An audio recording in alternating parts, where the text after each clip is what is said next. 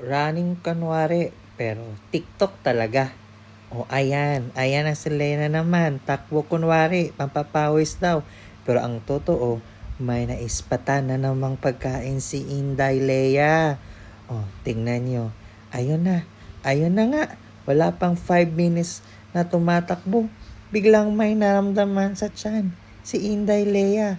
Wow! Gutom agad, day.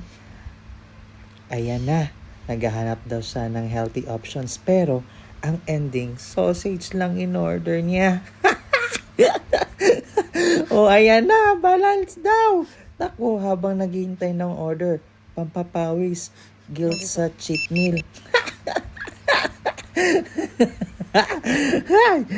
At ito na ang best part ng workout. Yung cool down daw tawag. Kainan pala ang tunay na premyo sa pangpapawis. Oh, tapos na ang cheat meal. So, takbo ulit daw kami papunta sa Oval kunwari. Babawi daw. Pero, hindi natuloy dahil mas mahirap palang tumanggi sa TikTok challenge kaysa sa exercise. Moral lesson dito guys, hindi importante kung gaano kabilis tumakbo.